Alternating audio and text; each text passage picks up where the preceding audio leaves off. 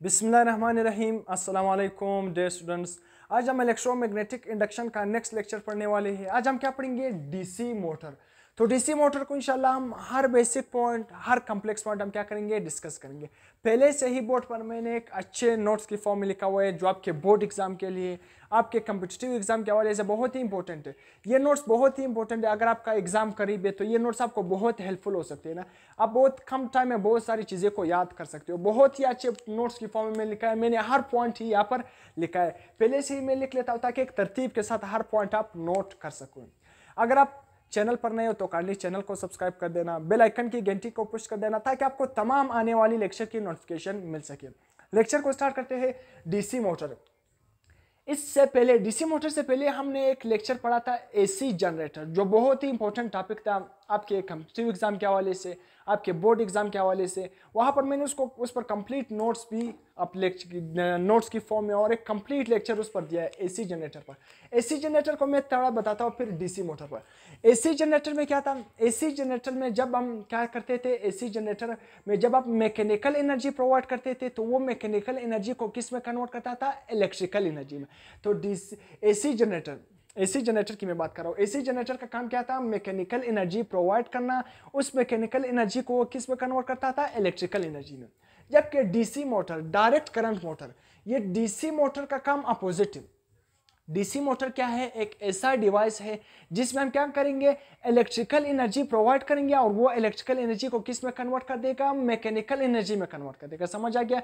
DC motor क्या है? एक ऐसा इलेक्ट्रिकल डिवाइस है जो हम क्या करेंगे? उसको इलेक्ट्रिकल एनर्जी प्रोवाइड करेंगे। इलेक्ट्रिकल एनर्जी वो किस में कन्वर्ट कर देगा? मैकेनिकल एनर्जी में। इलेक्ट्रिकल एनर्जी का मतलब क्या है? इलेक्ट्रिकल एनर्जी से मुराद क्या है? आसान अल्फाज में इलेक्ट्रिकल एनर्जी से मुराद क्या है? Electric current. तो समझ आ गया इलेक्ट्रिकल एनर्जी से हमारा क्या है? Electric current. इलेक्ट्रिक करंट के कितने टाइप्स है? दो टाइप्स, मेनली दो टाइप्स है। एक डायरेक्ट करंट और एक क्या है? एसी, मतलब अल्टरनेटिंग करंट। तो यहाँ पर भी जो इलेक्ट्रिकल एनर्जी हम प्रोवाइड कर रहे हैं वो किस फॉर्म में प्रोवाइड कर रहे हैं? In the form of DC current. तो इसलिए in the form of DC current. तो इलेक्ट्रिकल एनर्जी को ये किस में कन्वर्ट कर देगा? मैकेनिकल एनर्जी में कन्वर्ट कर देगा। समझ आ गया? अब किस तरह? ये मेरे साथ क्या है? एक स्कीमेटिक डायग्राम मैंने बनाया हुआ। ये क्या है? मैग्नेट। मैंने यहाँ पर परमानेंट मैग्नेट लगाए हुए, एक नॉर्थ पोल, एक साउथ पोल, इसके अंदर एक कॉइल पड़ा हुआ है। और ये मेरे साथ क्या है? S1 जो ये ब्लैक से मैंने बनाया हुआ, ये क्या है? मेरे साथ स्प्लिट रिंग है। और ये जो ब्लू से मैंने बनाए हुए, जो मैंने इस तरह शेड भी किया हुआ, ये क्या है? Carbon brushes 1, carbon brushes 2। और इसके बाद यहाँ पर एक एक्सटर्नल सोर्स है। जो कॉइल है ना, ये यहाँ पर जो कॉइल अंदर, ये कॉइल डायरेक्टली किसके साथ अटैच है? ये जो स्प्लिट रिंग है, दो नहीं है ब्लैक से मैंने बनाया हुआ, दो स्प्लिट रिंग से ये कॉइल डायरेक्ट अटैच है। जबकि कार्बन ब्रशेस क्या है? कार्बन ब्रशेस आपने याद रखना है, ये एक्सटर्नल सोर्स से अटैच है। एक्सटर्नल सोर्स से कौन अटैच है? कार्बन ब्रशेस क्या है? एक्सटर्नल सोर्स से अटैच है। जो ये दो स्प्लिट रिंग है ना, ये जो सेमी सर्कुलर है, ये जो स्प्लिट रिंग है ना, ये किसके साथ अटैच है? कॉइल के साथ डायरेक्टली अटैच है। कॉइल डायरेक्टली किसके साथ अटैच है? स्प्लिट रिंग के साथ अटैच है। Carbon brushes direct external source से अटैच है। तो यहां पर मैंने आपको बताया, जब एक्सटर्नल सोर्स पर हम क्या देंगे? इलेक्ट्रिकल एनर्जी देंगे। इलेक्ट्रिकल एनर्जी से मुराद क्या है? Electric current. इलेक्ट्रिक करंट से मुराद कौन सा करंट? Direct current. मतलब इलेक्ट्रिक करंट हमने कौन से देना होगा? डायरेक्ट करंट, क्योंकि कौन सा मोटर है? DC motor. तो इलेक्ट्रिकल एनर्जी अगर कोई आपसे पूछे क्या मतलब है, इलेक्ट्रिकल एनर्जी से मुराद क्या है? Electric current. इलेक्ट्रिक करंट से फिर आपसे पूछो कौन सा इलेक्ट्रिक करंट, कौन सा करंट? करंट के दो टाइप है, डायरेक्ट करंट और इनडायरेक्ट, मतलब अल्टरनेटिंग करंट और डायरेक्ट करंट। तो यहां पर जो इलेक्ट्रिकल एनर्जी से मुराद क्या है? Electric current. इलेक्ट्रिक करंट भी कौन सा करंट? Direct current. तो यहां पर जब हम इलेक्ट्रिकल एनर्जी देंगे, मतलब कौन सा? डायरेक्ट करंट देंगे ना, तो ये डायरेक्ट करंट जब हम क्या देंगे? इसको देंगे, इस कॉइल को देंगे ना। तो यहां पर हमने इलेक्ट्रिकल एनर्जी प्रोवाइड की थी। जब इलेक्ट्रिकल एनर्जी हम इस कॉइल को देंगे ना, तो ये कॉइल क्या करेगा? रोटेट करेगा। कॉइल क्या करेगा? रोटेट कर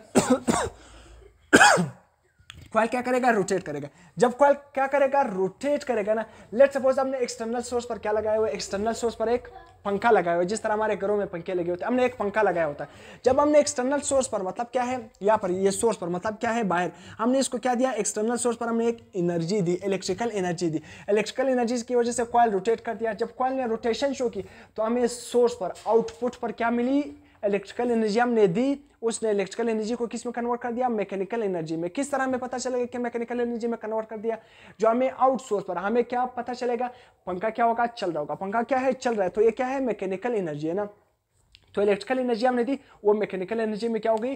कन्वर्ट हो गई। तो ये क्या है? डीसी मोटर का काम है, इलेक्ट्रिकल एनर्जी देना। वो किस में कन्वर्ट करेगा? मैकेनिकल एनर्जी में। जिस तरह घरों में हम क्या है?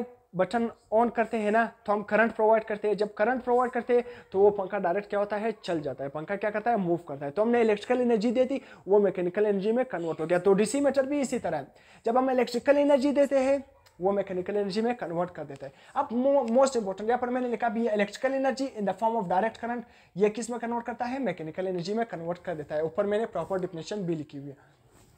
अब इसका प्रिंसिपल क्या है, मोस्ट इंपॉर्टेंट, अक्सर शॉर्ट क्वेश्चन में आता है, सही है। इसका प्रिंसिपल क्या है, इसका प्रिंसिपल इसका क्या है कि current carrying coil is placed in the magnetic field experience oppose. ये क्या है, मेरे पास एक करंट कैरिंग कॉइल है जो ब्लू से मैंने बनाया है।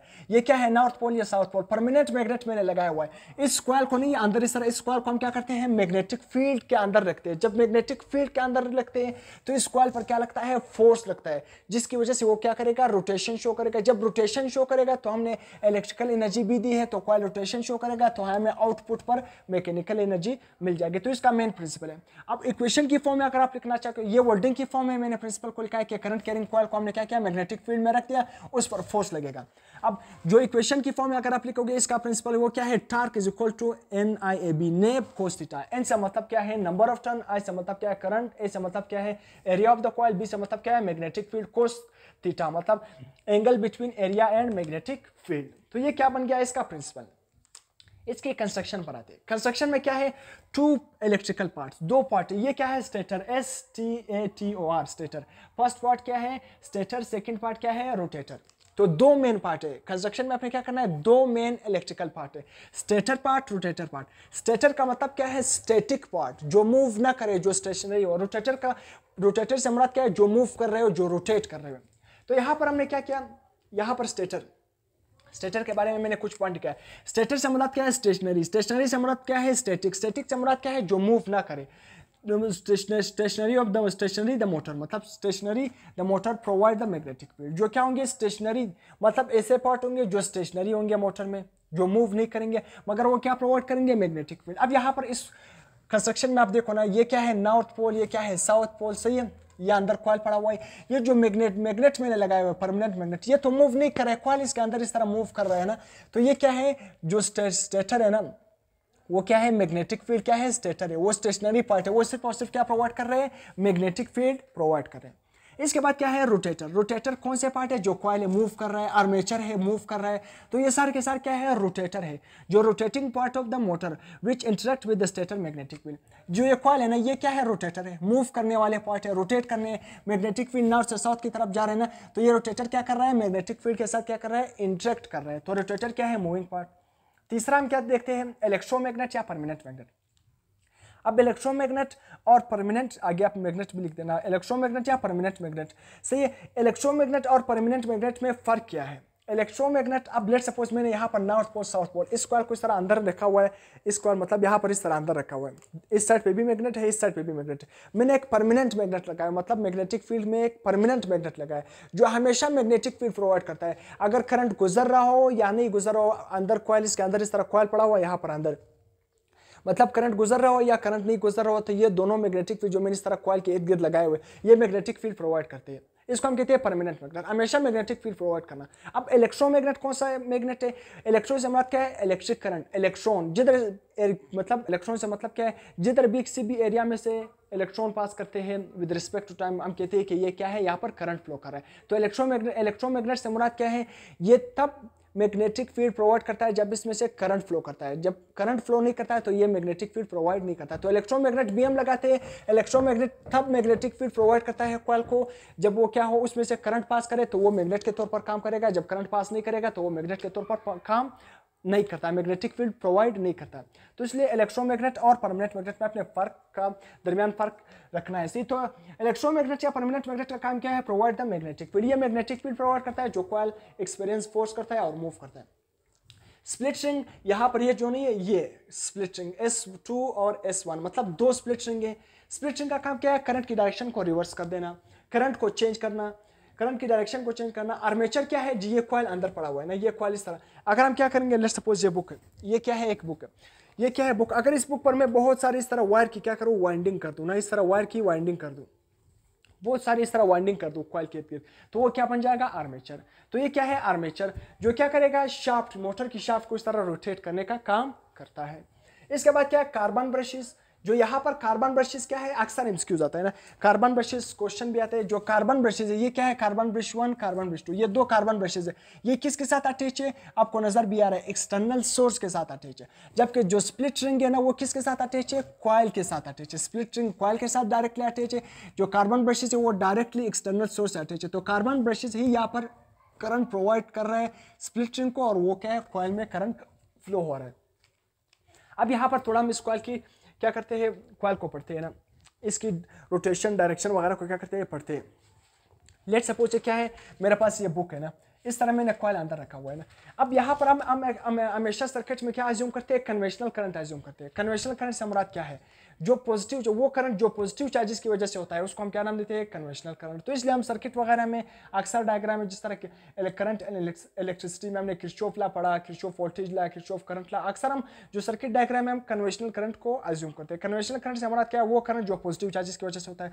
तो पॉजिटिव चार्जेस के लिए एक बात आपने याद रखना है, पॉजिटिव चार्जेस के लिए हम हमेशा क्या यूज करते हैं, right hand palm rule. Negative charges के लिए हम क्या यूज करते हैं, लेफ्ट हैंड पाम रूल।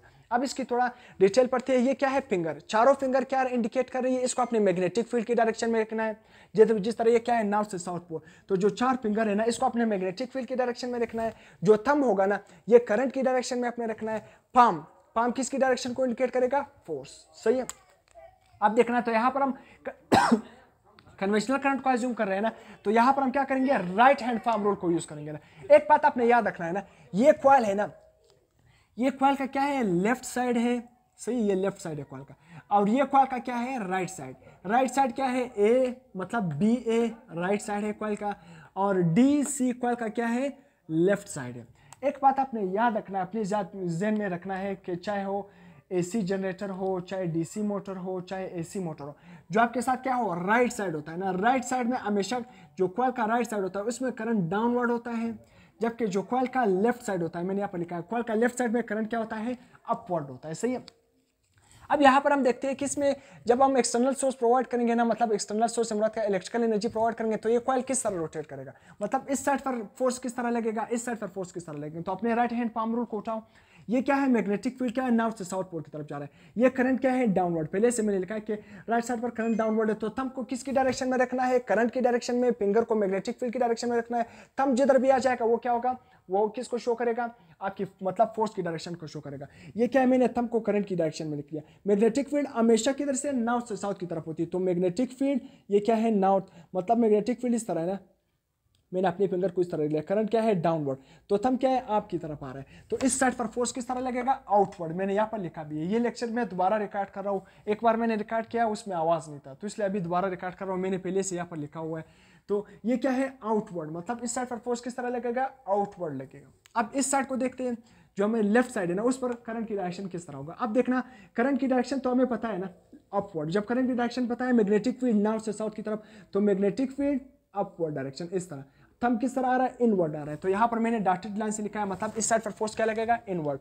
तो ये किस तरह होगा, कॉइल क्या करे, शो करेगा, इस साइड पर अपवर्ड, इस साइड पर डाउनवर्ड, मतलब किस तरह, ये इस साइड पर इस तरह अपवर्ड और इस साइड पर इस तरह इनवर्ड। तो कॉइल ये क्या करेगा, इस तरह रोटेशन शो करेगा। जब कॉइल की रोटेशन होगी तो हमें आउट सोर्स पर मैकेनिकल एनर्जी मिल जाएगी, सही है।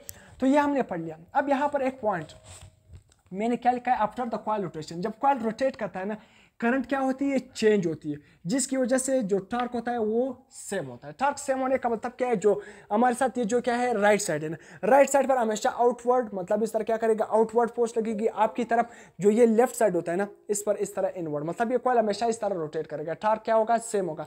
करंट क्या होगी, चेंज होगी जब कॉइल रोटेट करता है। अब किस तरह, ये ए बी साइड और ये क्या है, डी सी साइड। अब मैं आपको एक छोटा डायग्राम यहाँ पर बनाता हूँ आपको समझाने के लिए। सी यहाँ पर सिर्फ कॉइल का डायग्राम बना रहा हूँ। ये क्या है, एक कॉइल, ये कॉइल है ना, ये कॉइल का क्या है, ए बी साइड, और ये कॉइल का क्या है, डी सी साइड। अब ये जो कॉइल है ना, ये कॉइल ने इस तरह रोटेशन की ना, तो ए बी साइड क्या किया, लेफ्ट साइड पर आ गया। जो डी सी साइड है ना, ये कहाँ पर आ गया, राइट साइड पर, मतलब दोनों साइड, लेफ्ट साइड राइट की तरफ आ गया, राइट लेफ्ट की तरफ आ गया। तो ये इस साइड पर क्या आ जाएगा, जब कॉइल रोटेट करेगा, ए बी किधर जाएगा, लेफ्ट पर जाएगा, डी सी किधर आएगा, राइट पर। तो यहाँ पर क्या आ जाएगा, राइट साइड पर डी सी, और यहाँ पर क्या आएगा, बी ए। अब देखना, आप सोचोगे ना कि बी सी में, बी ए में तो करंट की डायरेक्शन क्या है, डाउनवर्ड, और डी सी में जो कॉइल का डी सी साइड है ना, उसमें करंट की डायरेक्शन क्या होगी, अपवर्ड। तो जब ये कॉइल इस तरह रोटेट भी करेगा ना, बी सी, अब जो राइट वाला साइड था वो लेफ्ट पर गया है, जो लेफ्ट वाला है वो राइट पर है, तब भी आपने याद रखना है जो ये साइड है, अब भी बी जो बी ए है उसमें डायरेक्शन क्या है, वो तो लेफ्ट साइड पर आ गया, अब भी इस केस में यहाँ पर डायरेक्शन क्या होगी, अपवर्ड, इस केस में डायरेक्शन क्या होगी, डाउनवर्ड। मतलब क्या हो गया, पहले जो राइट साइड था ना उसमें करंट की डायरेक्शन डाउनवर्ड थी, जब कॉइल ने रोटेशन शो की तो राइट साइड लेफ्ट पर आ गया, जो लेफ्ट साइड था ना उसमें क्या आ गया, और लेफ्ट साइड किधर गया, राइट साइड पर।